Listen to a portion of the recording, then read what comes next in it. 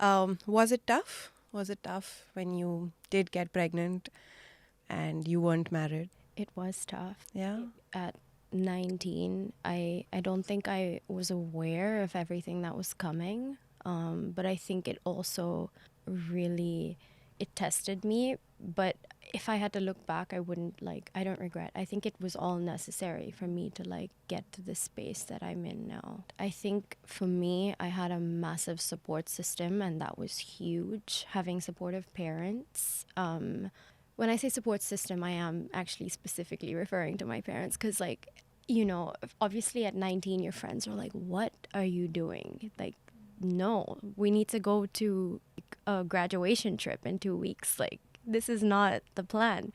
Um, but yeah, I think knowing that even just one person there, like by your side, regardless of what anybody else says, makes a huge difference. Because doing it on your own, I couldn't imagine that. If people do not have that support system, No, it's not that it wouldn't be possible. I wish that people realize that, it seems really scary on the outside. It is, but there's nothing that, you're not equipped to handle. Like your instincts will kick in as a mother, like they will kick in. If you decide that this is something that you want to do, and you go for it, I'm sure you would be able to get through that on your own.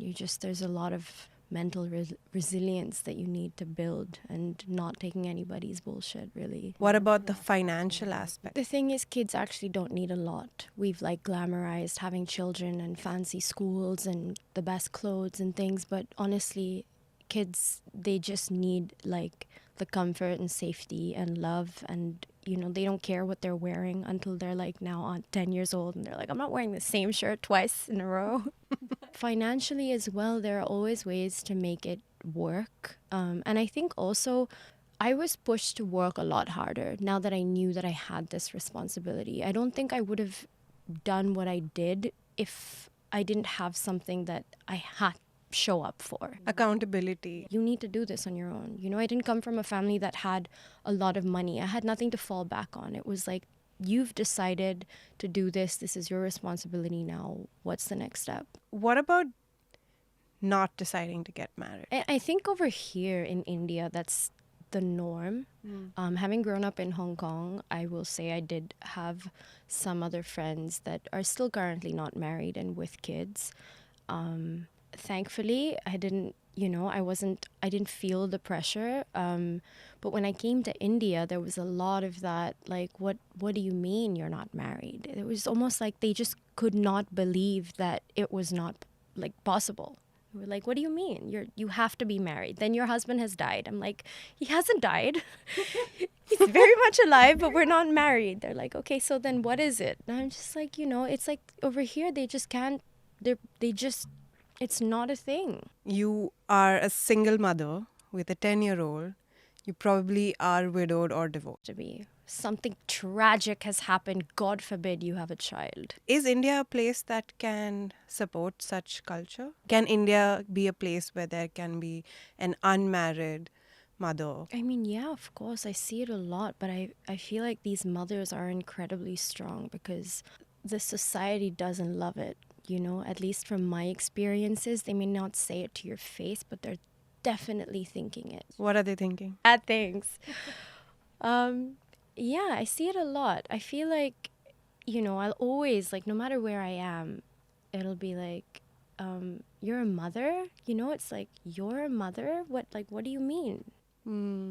Like, how do you do it? I wonder if they wonder if, my son is getting the same that their kids are getting because they come from like full homes, or maybe I'm wrong, maybe I'm overthinking it, but I feel like it's never like, there is that underlying tone that's always there every time I have a conversation with someone about me having a child. Yeah. Have you normalized this for yourself? Are you? Yeah, 100%. I love it now. I'm like, yeah, this is my son, I think it took me a while to get there, but now he's 10 years. It's been 10 years, I look less like a baby than I did back then, so it helps. They're not like, what do you mean you're not his sister? So that helps a lot. But I think just you come from this, it's like a motherly instinct to want to protect your family, your child. And so when people come in and they assume shit or speak in a certain tone. As a society, we also enjoy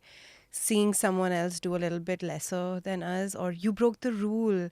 It's easier to point fingers than to like actually go back and work on yourself. So it's nice to have people like mess up, because then you have something to talk about, and that's what it is. Yeah, it's easier to like gossip. It's easier to like bring someone else down, because at that point you're just like, okay, I don't want to like focus on what's not right or wrong with me. You did mention that, so your son, he doesn't come from a full home. What does that mean? In the sense that so me and Andre's dad, we do co-parent. We speak, we communicate about him. It's not like he's deceased. But Andre wasn't raised in a very traditional setting where you have the mom and dad and you grow up and then you're just surrounded by family all the time. And I'm sure a lot of it, I mean, I grew up in a home where my parents separated when I was quite young as well. So I don't think that necessarily affects him too much. Like I said, as long as he knows that his dad loves him, his mom loves him, and he gets that, it's fine.